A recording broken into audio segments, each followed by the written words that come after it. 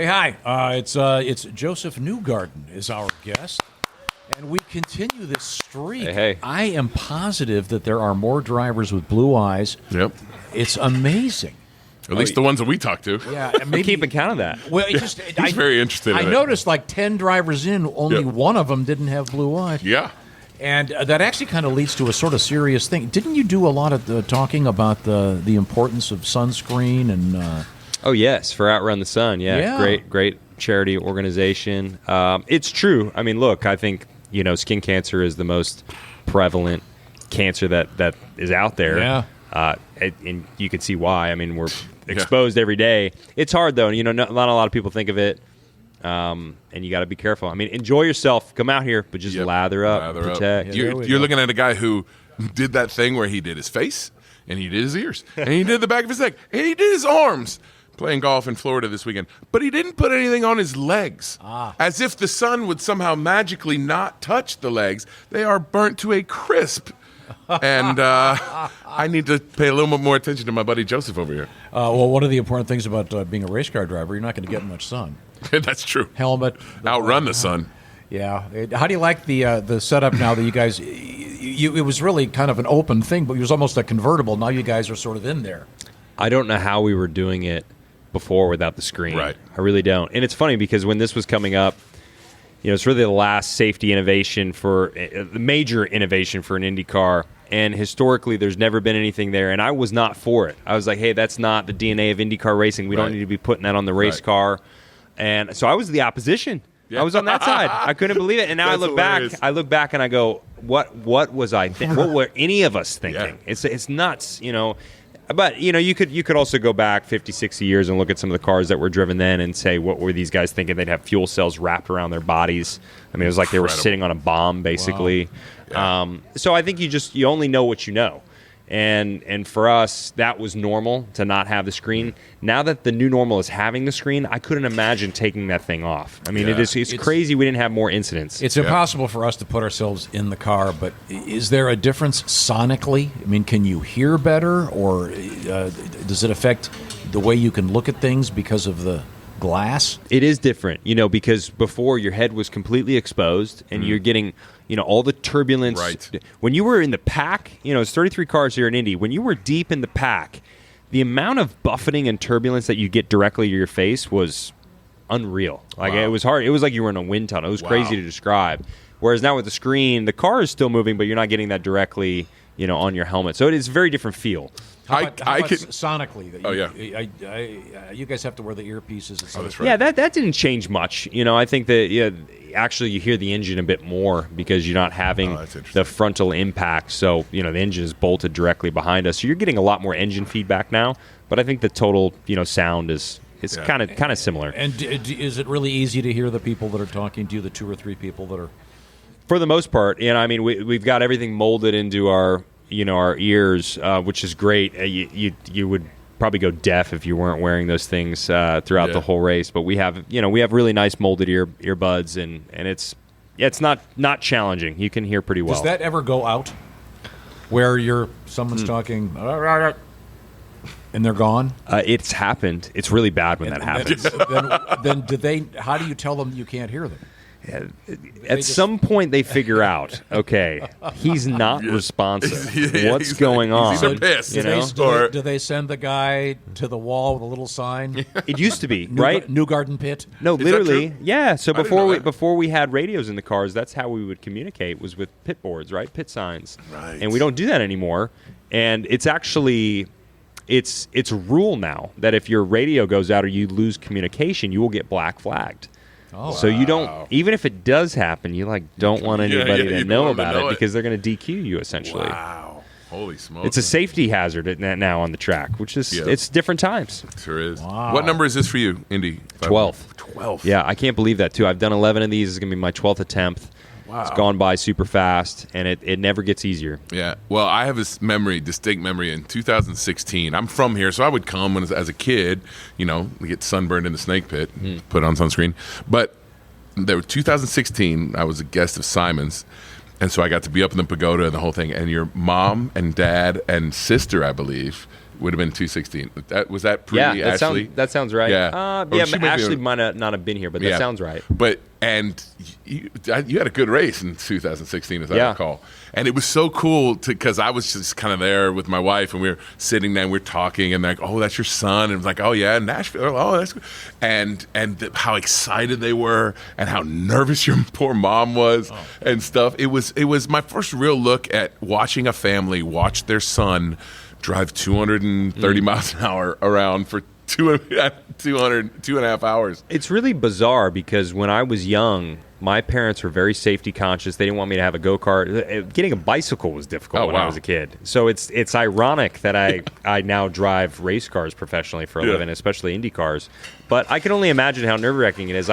We had our first son, me and Ashley, about a year ago, and now being a parent, I can only fathom, just the scariness. Yeah, it's a different perspective, isn't it? Yeah, I mean, for me, I didn't really care. I was like, just let me do my thing. I love racing cars, but turns out pretty good. By the way, like you're good at it. Thankfully. But yeah, if my son wants to race, it's going to be bizarre. I feel the same way about acting. By the way, like Leo, go be a scientist. Yeah, anything with a regular paycheck, go do that thing. Yes, please. Yeah. But again, you're not going to hit the wall going 230. You might get a bad review. Not that that's ever happened, I'm sure. Good point. Are you tattoo free? I am. Not that I'm against tattoos. I like tattoos. I just noticed it seems that there are fewer and fewer. Their body is their temple, man. TK has the sleeve. Right? Yeah. But he's an old man. Yeah, He's an old man. TK's got some sweet tats. Yeah. No, I actually think tattoos can look beautiful. There's some really I like a nice sleeve on somebody, and even some women look fantastic with tattoos. But I'm not a tattoo person. I don't know that I could come up with something. I'm too ADD that I would want for the rest of my life. Yeah. Or like when I'm 80 and it's sagging down here. Like I'm OCD. Whereas I'm very particular about stuff, so I don't think I could get a tattoo. But look, to each their own. I think they're beautiful in their own way. Does the OCD help you when you're in the car? That's interesting. It's a good question. You got to have the steering wheel has to be just like this, even when you're parked. I'll tell you what it is. The difficulty of having it is that if you are fortunate enough to find success in racing, the OCD in me has made it to where the only thing that's really acceptable is winning. And you've got to look. It's just impossible for that to always happen. So you've got to kind of control the. You got to control the intensity that you have in your mind that everything has to go perfectly, and you win a race or two here or there, you win more races, you just think like, well, that's the only thing that's acceptable, and it's hard to do. It's hard to sustain that, especially in IndyCar. You try and pick a winner here this weekend. Yeah, there's favorites, but you go up and down the grid. Literally any driver could win this race, and that's not a marketing line. It's the reality. That's true. So and this tough. is coming from a guy who's won more in the last several years than anybody else. I mean, you've got a lot of wins. And it's tough. I mean, just to put 4 or 5 wins on the board is near impossible these days out of 17 races. It's tough. It's challenging, but it makes it exciting, I think, for the fans and the community that watch IndyCar racing, and it makes it challenging for us. Back in the day, people would win races by multiple laps. I mean, literally, you'd come here and you'd have a winner and he won by 3 laps. Not that is. It's just a different era. It's a different type of racing. Now you're going to have 25 cars in the lead lap, and they're all going to be within 5 seconds at the finish, and you just don't know who's going to, I know that Mr. Penske has done a great job of kind of stepping away from his team so that everything is fair. Do you guys at least get better parking? There's small little things, like the bus lot, for instance. There's maybe 60, 70 buses in there. And I didn't like the side I was on last year. So I said, hey, is there any way gotta do? Can I please get put to the other side? And I'm going to tell you what, it happened. I got moved. Did you get to talk to Mr. Penske much? Oh, yeah, all the time. He's great. One of the most amazing humans I've ever met. Genuinely. He's just a loving, caring person. He's all business, as you would imagine, Mr. Penske. I mean, he runs a billion-dollar corporation, multi-billion-dollar corporation. Yeah, I hear there's some controversy about the scooters. There was some scooter controversy. Yep. They got taken away. Well, they Yep. didn't get taken away. They got the access to the scooters got reduced. No more scooters in pit lane is basically what happened. Yeah, you can yeah, still have right. your scooters, but Yeah, don't yeah. bring them out. Don't to bring the them out pit there. lane. Yeah. So stuff happens. Yeah, yeah, but sure. no, he's amazing. We get to see him all the time. He's here today, and great. I've never met someone that takes care of people like Roger does. And Roger doesn't take care of just a couple people. I mean, these are hundreds lot of of those thousands of people, people that Roger takes care of. I mean, it's amazing. He's a great guy. And he's done great stuff here.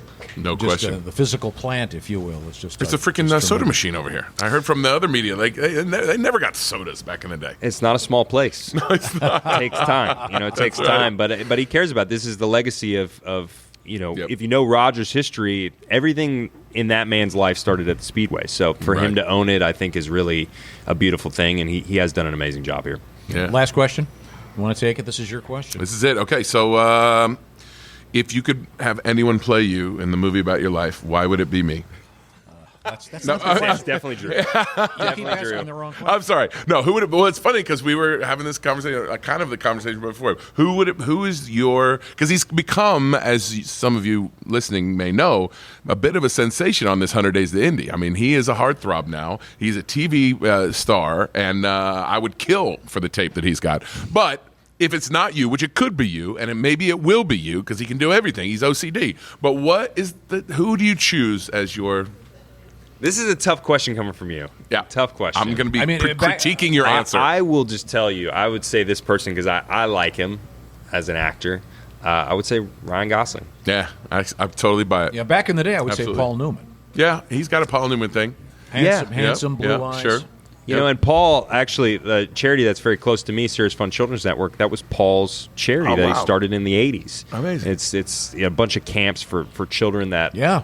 mostly are sick children that don't have the means to go to camp and just be kids.